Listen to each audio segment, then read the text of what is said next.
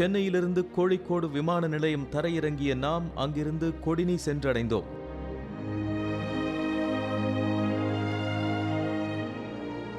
மற்றும் ஒரு சாதாரண கேரள கிராமத்தைப் போல காட்சியளிக்கும் கொடினியின் தெருக்களில் நடக்கத் தொடங்கிய போதுதான் நண்பர் கூறிய அந்த தனித்தன்மையை நம்மால் காண முடிந்தது. நாங்கள் நடந்து செல்லும் வழியெங்கும் ஒரே போல் தோற்றமுடைய கைக்குழந்தைகள், சிறுவர்கள், இளைஞர்கள், முதியவர்கள் என அனைத்து வயதிலும் இரட்டையர்கள் தென்பட்டார்கள். சில இடங்களில் ஒரே போல் 3 குழந்தைகள், 4 குழந்தைகள் கூட தெருவில் விளையாடிக் கொண்டிருந்தார்கள்.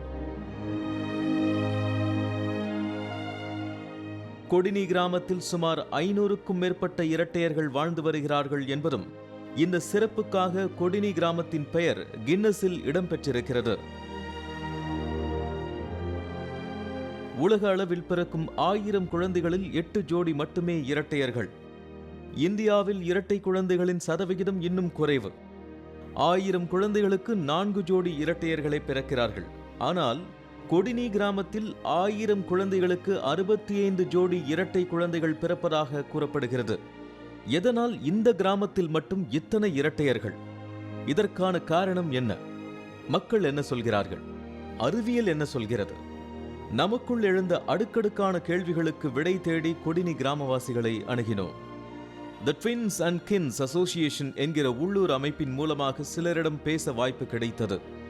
இதன் செயலாளர் பாஸ்கரன் கொடினி குறித்தும் கொடினியில் உள்ள இரட்டையர்கள் குறித்தும் நம்மிடம் பகிர்ந்து கொண்டார். ஒரு 5 வருஷத்துக்கு முன்னாடி எல்லாம் ஒரு 300 பேர் ட்வின்ஸாக இங்கே கொடினியில் இருந்தது. இப்போ 500 பேர்களுக்கு மேலே இப்போ கொடினி ட்வின்ஸ் இருக்கு.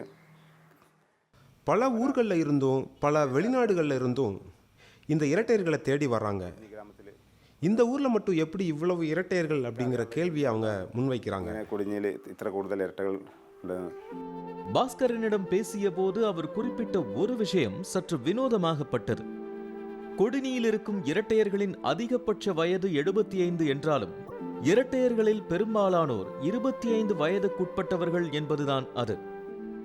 அதாவது கடந்த 25 ஆண்டுகளாக பிறக்கும் இரட்டையர்களின் எண்ணிக்கை அதிகரித்திருக்கிறது.